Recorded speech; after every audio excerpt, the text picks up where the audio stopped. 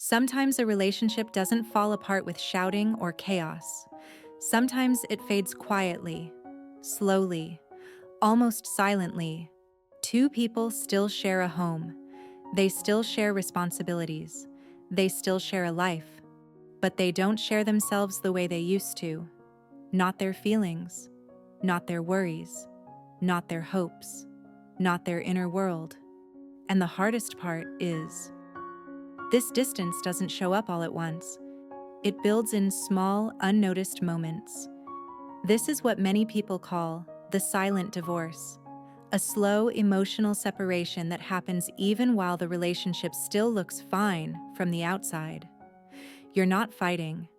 You're not hurting each other on purpose. You're just drifting. And that drifting can feel confusing because nothing big happened. But something important is missing: connection, warmth, curiosity, presence. On the surface, everything seems okay. The bills get paid. The routines are stable. The house runs the way it should. You talk about schedules. You talk about chores. You talk about what needs to get done. You function well as a team. But functioning is not the same as connecting. And this is where many couples get stuck. They confuse no problems with we're doing great. They confuse we don't fight with we're close. But emotional closeness doesn't disappear in a dramatic moment. It fades when the relationship becomes all responsibility and no vulnerability. It fades when you want to say something honest, but you hold it in because you don't want to start tension. It fades when you feel lonely, but you tell yourself you're just tired.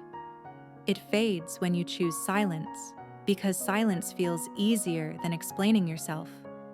These small moments add up, and slowly, the conversations shrink. You stop asking deeper questions.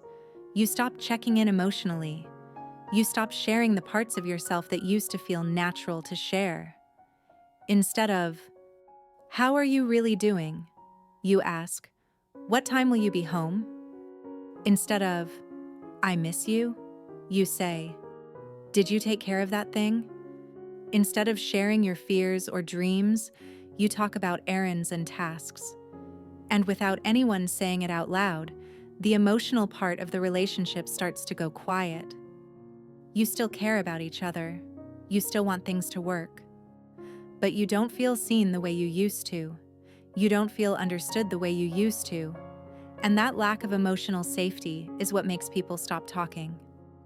Not because they don't love each other, but because they don't feel fully safe to be themselves anymore. People stop opening up when they feel like, what I say won't matter, or they won't understand, or they'll get defensive, or I don't want to make things worse. So they protect the peace. But in protecting the peace, they lose the connection. Silence becomes the default. Politeness replaces honesty. Routine replaces curiosity. And the relationship becomes a partnership of tasks, not a partnership of hearts. This kind of silence has a cost. You start to feel unseen. You start to feel unappreciated. You start to feel like you're living with someone who knows your habits, but doesn't really know you anymore. You become polite roommates instead of connected partners. And even though nothing big happened, the distance feels heavy. It feels lonely. It feels like something important is slipping away. So how do you come back from this? How do you reconnect when the silence feels so deep? You don't fix it with pressure. You don't fix it with blame. You don't fix it with long speeches. You fix it with small, honest moments. Moments that rebuild safety. Moments that rebuild trust. Moments that rebuild curiosity. Start by asking gentle questions again. What's been on your mind lately? What's something you've been carrying alone? What do you miss about us? These questions open doors that have been closed for a long time. Then, create small emotional check-ins. 5 minutes a day. No phones, no distractions, just presence. Be honest, even when it feels uncomfortable. You can be kind and honest at the same time. And most importantly, make the relationship a safe place again. When your partner shares something vulnerable, listen. Don't judge. Don't rush to defend. Don't minimize their feelings. Just let them be heard. Because emotional safety is what brings people back to each other. Relationships rarely fall apart suddenly.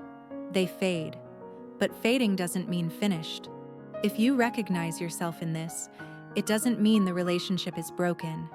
It means it needs attention. It needs softness. It needs honesty. It needs presence. You rebuild connection one gentle conversation at a time. One moment of courage. One moment of truth.